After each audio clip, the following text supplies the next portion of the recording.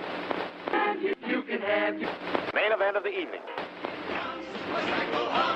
ready to race to you. These days are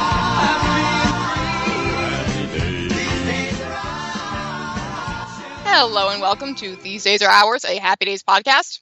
I'm Peter. And I'm Joe. And today, we will be discussing Season 5, Episode 13, Nose for News. Okay, Peter, tell us what happens in Nose for News.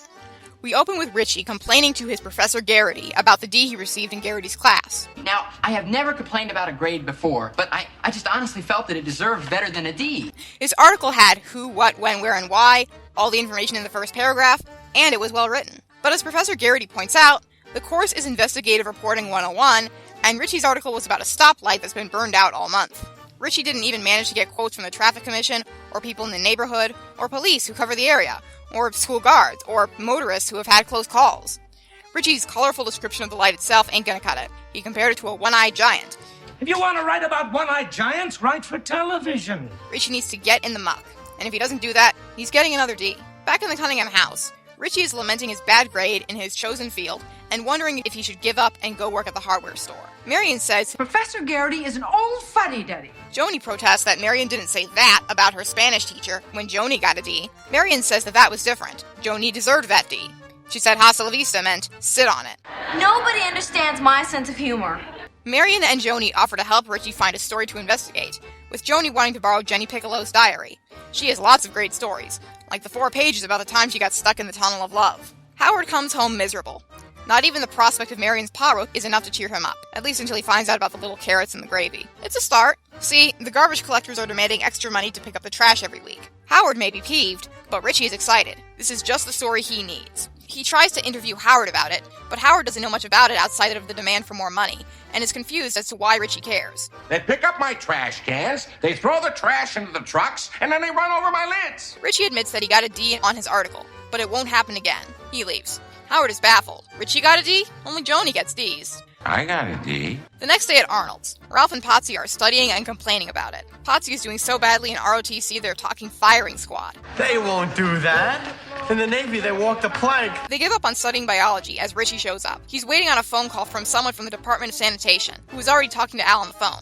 But this is it. It's Mrs. Miller. Mrs. Miller. Yeah, she belongs to my parish. He surrenders the phone to Richie. Mrs. Miller doesn't really want to talk to him, and she hangs up on Richie as he begs to take her to lunch or dinner, just to talk. Fonzie leaves his office just in time to overhear the end, and he scolds Richie for trying to pick up a married woman. You don't fool around with married women. I find that personally disgraceful. Richie says he's doing an expose on the sanitation department. He has good leads, but he can't get anyone to confirm anything. Fonzie thinks Richie needs a contact at City Hall, and lucky for him, Fonzie has dated many women at City Hall. Many, many women. Of course, what Richie really needs is a chatty garbage man, and his assignment is due tomorrow. Fonzie will see what he can do. That night, Richie and Lori Beth are studying at Richie's house together, with Lori Beth trying to get romantic with Richie, as Richie is still thinking about garbage. Do you know what it's like playing second fiddle to garbage? There's a knock at the door, and a garbage man comes in with a present for Howard from the sanitation department. Here's a present for your old man. It's from his friends at the sanitation department. A bunch of trash that he dumps on the floor, and there's more where that came from, unless Howard calls off the snoops. Later, Marion has cleaned up all the garbage. Richie gives Howard the note from the garbage man. Keep your nose out of our business or get your can kicked. Richie wants to give up so Howard doesn't get hurt. But Howard insists that exposing extortion is more important. Plus, nobody kicked him without getting kicked back. Richie says the guy was really, really big. I mean, this guy was, up here, and nothing, absolutely nothing at all. Howard asks if Richie was just doing this for a good grade or for justice. Richie says justice. Fonzie enters. He found an informant for Richie for 11 o'clock that night at Ralph and Potsy's apartment. Richie asks what if Ralph and Potsy are doing something that night. Fonzie asks, What are those two going to be doing? The answer is Ralph using Potsy as a ventriloquist dummy and drinking a glass of water, while Potsy sings Lady of Spain to their unimpressed dates. What are you guys doing? Hi, Rich. Oh no, not the ventriloquist bit. Richie gets them to leave by making them think he has a date he has to be alone with. Ralph and Potsy's dates happily leave, We'll see. Don't call us, we'll call you. and Ralph and Potsy chase after them. Richie's still not alone, though, because Chachi shows up to try and sell Richie a "you can make out on the first date" kit. Richie gets him to leave as Fonzie shows up with an attractive woman. She's not the informant. The informant will be outside on the fire escape, behind the blinds. All Richie will see is his silhouette, and they'll communicate through hitting the garbage cans so Richie can't identify the voice. Oh, that's a great idea. His silhouette turns out to be very distinct, though, and Richie recognizes him as Al. Fonzie and his date leave, and Richie begins the interview. Is it someone higher up in the sanitation department who's getting the kickbacks from the garbage men? Once he gets confirmation that the dispatcher is behind all of it, he slips and calls Al by his name, and Al answers out loud. They talk face to face, and Richie assures Al reporters' sources are safe after Al tells him more about what his garbage man cousin told him. Al leaves, and Richie gets to writing down everything Al told him.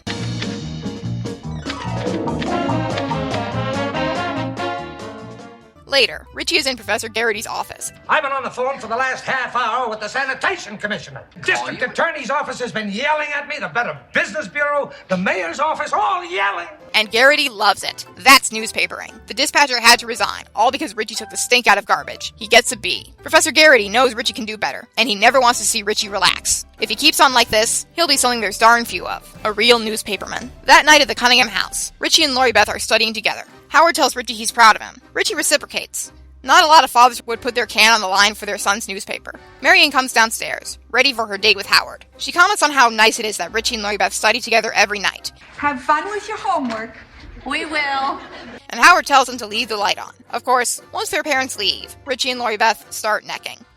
Thank you, Peter. That was Nose for News, which first aired back on December 13th, 1977. That night, Happy Days was the lead into a brand new Laverne and Shirley, in which the girls are laid off by Schott's Brewery and start selling houseplants. CBS aired a news special called A Conversation with Eric Severide, in which Charles Kuralt interviews the retiring journalist in his home. By my time of life, one has accumulated more allegiances and moral depths than the mind can remember or the heart contain. And NBC had a new episode of The Man from Atlantis with this plot summary. An enzyme from a rock fossil Mark finds on the seafloor with the properties of changing people's personalities gets into CW's coffee, while Mark and Elizabeth are sent to recover a lost survey probe with a deadly self-destruct booby trap. So, of those three, Peter, what are you watching? The Laverne and Shirley episode is a classic, but Man from Atlantis. That is the most insane word salad yet. The rock fossil changing people's personalities. How does it possibly get into anyone's coffee? People will drink anything.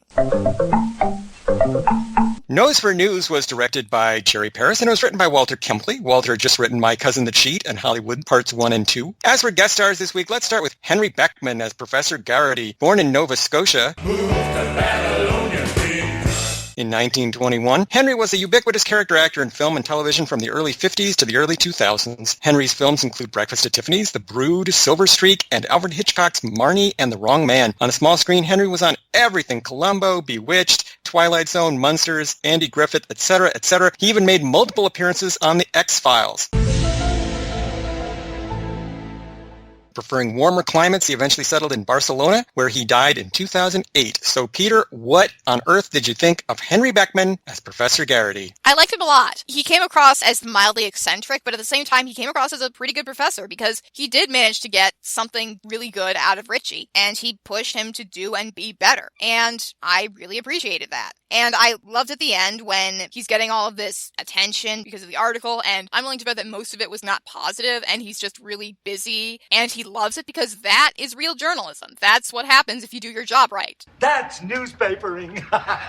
I thought that was very charming, and he did a good job. I liked him a lot in this episode, too. He is a grouchy, cantankerous guy, but he is pushing Richie to be better. Now, I don't want to ever see you relax and sit back, no. And that's what I think is so admirable about Professor Garrity. Of course, as a journalism teacher, he has all kinds of students coming through his program year in and year out, and most of them are probably clueless. But Richie has some real potential, and he sees that, and he nurtures that in Richie and pushes him to do a better job. And I have to say that Henry Beckman played the hell out of this part. He really just kind of goes all out. We have our two telephone operators. We have Tita Bell as Harriet. Of course, we remember Tita as Trudy in seasons 1 and 2 of Happy Days. Yes, we do. This was her last ever appearance on the show and the end of her acting career. Oh. She later became a writer on Dynasty and Guiding Light. Hooray. Yeah, we have Laura Fromer as Millie, the other telephone operator. This was it for Laura, no other TV or film credits. What did you think of Harriet and Millie, our telephone operators? I think that Ralph and Potsy trying and failing to impress their dates with fake ventriloquism was the best part of the episode, and I thought that both Tita Bell and Laura Fromer did a great job at being just baffled and confused and annoyed by Ralph and Potsy. I liked how as soon as Richie showed up and wanted the apartment all to himself, they were just like, yeah, that sounds great. we're getting out of here. It was a very amusing part of the episode, and I think especially Tita does great with this, being this exasperated date who's trying to escape Potsy and Ralph's apartment and this horrible fake ventriloquist act they have going. And I think it's a shame that Tita Bell did not continue her acting career because I think she's funny here, and I loved her as Trudy. Obviously, she moved on to other things. It looks like she had some success as a TV writer. Yeah, so good for her. Absolutely. We have H.B. Haggerty as Bruno, the garbage man. This bald-headed, mustachioed actor from California had previously been a professional football player, playing for both the Detroit Lions and the Green Bay Packers, and a professional wrestler. His real name was Donald Stansock. He claimed the HB stood for hard-boiled. Hard-boiled Haggerty's story, in many ways, personifies the American dream of rags to riches. His parents first met at the U.S. Immigration Center at Ellis Island. He made dozens of TV and film appearances from the late 60s to the late 80s, usually as thugs and tough guys. He appeared twice on Blansky's Beauties, including the episode that we covered, and he's also in The One and Only with Henry Winkler, which we also reviewed. His other films include The Great Muppet Caper, Foxy Brown, Paint Your Wagon, and Battle Creek Brawl with Jackie Chan. His TV credits include Columbo, Incredible Hulk, Get Smart, Buck Rogers, Kung Fu, and so much more. Peter, what did you think of H.B. Haggerty as Bruno? I thought he played his role very well. He didn't really leave much of an impression on me, but I do think it was funny that he just dumped a bunch of garbage on the Cunningham's floor. I mean, that was very funny to me. I would say he did make an impression on me. It's difficult not to be impressed by a gigantic garbage man who looks like an old-timey circus strongman. I think he has a great look. I can totally imagine him as a wrestler. He's obviously a very cartoony character, but he adds some fun to this episode. Mm-hmm. The actress playing Clarice. Can you hear it, Clarice? The silence of the lambs. Goes uncredited. She's on screen for quite a while, but she has no lines. She's just there for Richie and Chachi to drool over. It's not the most dignified of roles. And she does provide the inspiration for that silhouette joke. See, I was just walking down the street and I look up at this shade and there she was. As for songs, it's all replacement music in my copy of the episode, though I'm getting to like that fake 50s song, I Came Here to Rock and Roll. Tonight I came here to rock and roll. I said I came here to rock and roll. This college. My version had Yakety Yak in the scene at Arnold's. And of course, there's Lady of Spain, performed by Anson Williams. Right. Your version of the episode contained a performance of Lady of Spain by Anson Williams. This was a popular song written in 1931 and recorded by such artists as Eddie Fisher, Bing Crosby, Al Bowley, and more. My favorite version was performed on The Muppet Show by Frank Oz as his Marvin Suggs character, who performs it on the Muppaphone. Ow, ow, ow, ow, ow, ow, ow, ow.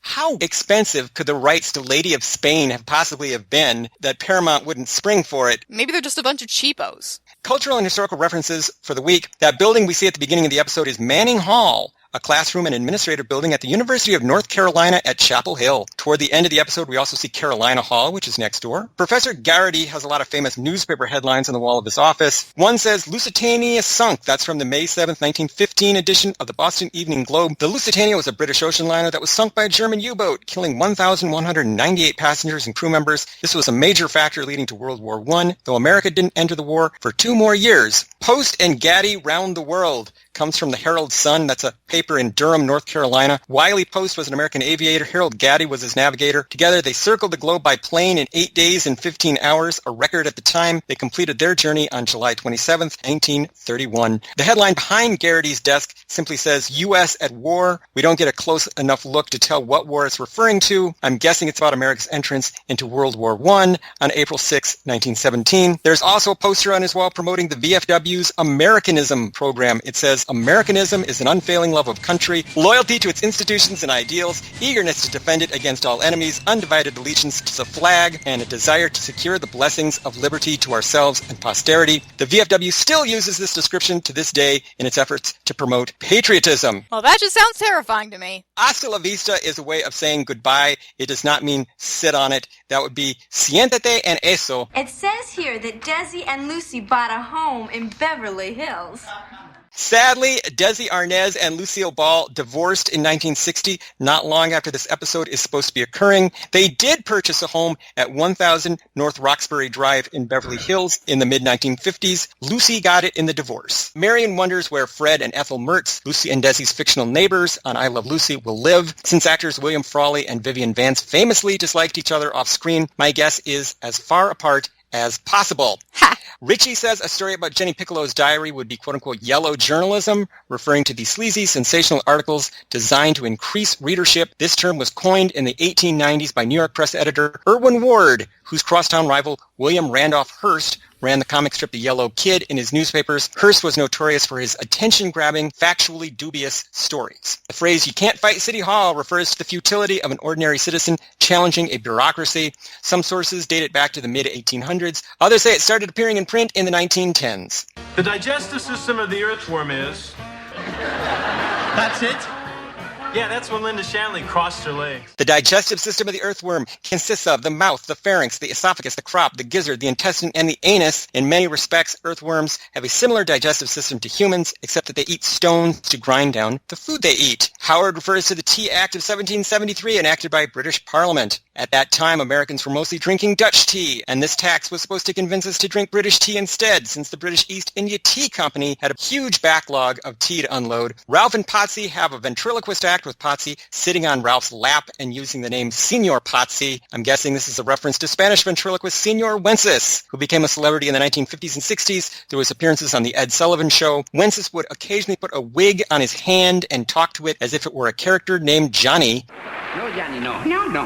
Why? It is very difficult. Easy, yes. No.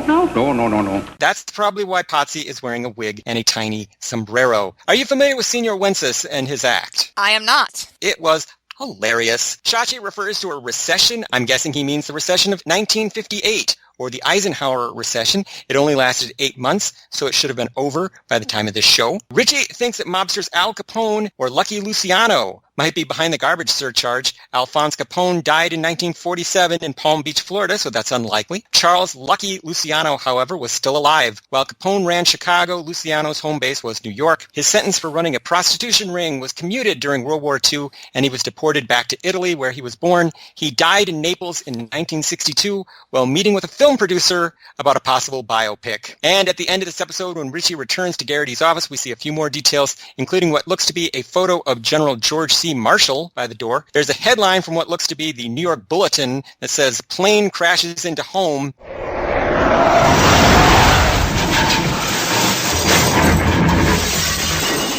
And a framed edition of the News Telegram from September 16, 1940 with the headline, "Roosevelt signs draft bill." World War II had already started by then, but America had not gotten involved yet. Other observations. This episode features a lot of location footage shot at the Happy Days house at 565 North Cahuenga in Hollywood. Nothing special happens, though. Richie gets into his car. Howard walks to the front door, allowing us to see the house number. And at the end, Howard and Marion walk to the car again. My best guess is that the episode was running short and they needed to pad it out. I think that is an excellent theory. And now they're just using Fonzie's water skiing music for anything. In this episode, it accompanies a shot of Richie walking to his car. It gave me big It's Always Sunny in Philadelphia vibes, and it was great. I thought it was hilarious that they're using this bum bum bum bum ba da ba.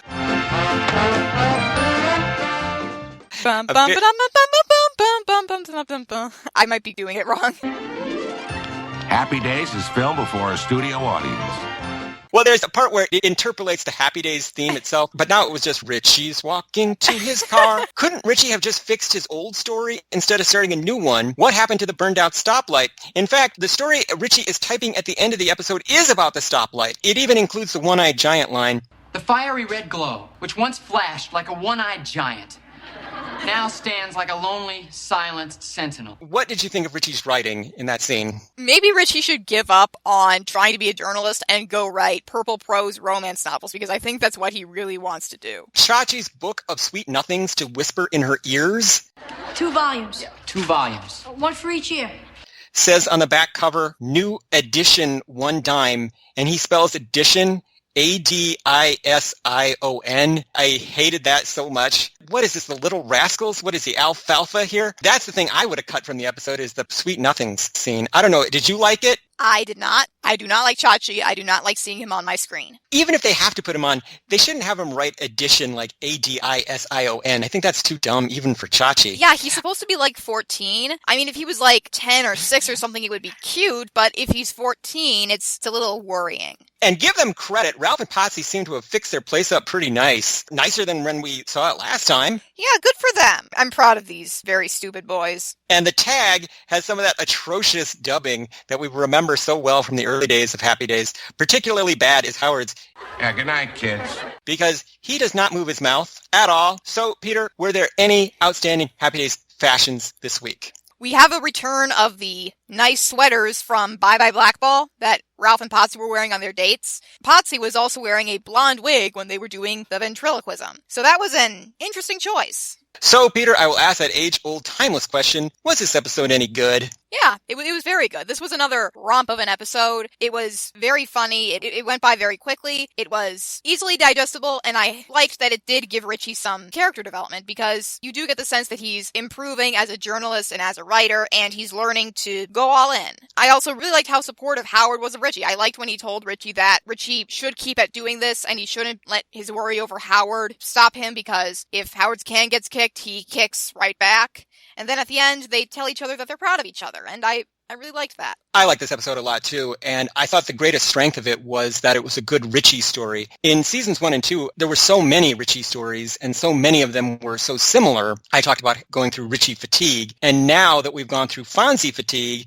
to me, it was very refreshing to finally have a Richie story. And it shows how you can incorporate Fonzie into a Richie story without having him take over the episode. One more thing that I liked about it was that the story had a condensed timeline where the majority of it is supposed to be taking place over one night. Not only does he have to do all this journalism and research, but he also has to write the story that night. And we get this montage of him typing. And I thought it was great having this ticking time bomb element because he has to get the story into Professor Garrity the next morning. I thought that was very interesting. Happy Days usually doesn't do stuff like that. So Nose for News gets a big thumbs up from me. So, Peter, how can people keep up with us and find out about all the wonderful things that we are doing? Listeners can follow us on Twitter at Fonzie Podcast. They can follow me on Twitter at Peter Volfranc. That's PeterVulfranc. And they can follow me on Twitter at Joe_A_Blevins. They can find this podcast online at thesedaysaroours.libsyn.com. And they can email us with questions, comments, and concerns at thesedaysaroourspodcast@gmail.com. And you can order my new book, Dad Made Dirty Movies, The Erotic World of Stephen C. Apostolov, just released from McFarlane Books. It's available in paperback and Kindle editions, and it tells the true story of one man's strange erotic journey from Bulgaria to Hollywood. So, Peter, what do we have on the docket for next week? Next week, Danny Thomas. America's foremost entertainer, Mr. Danny Thomas.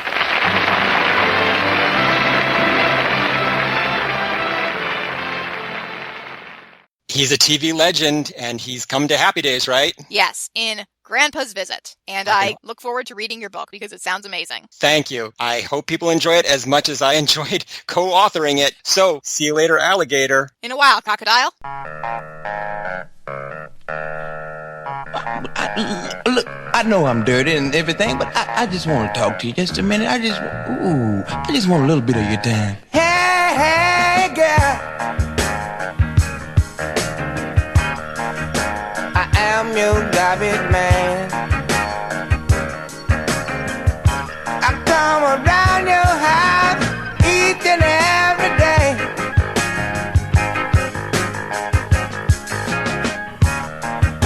I just wanna know your name.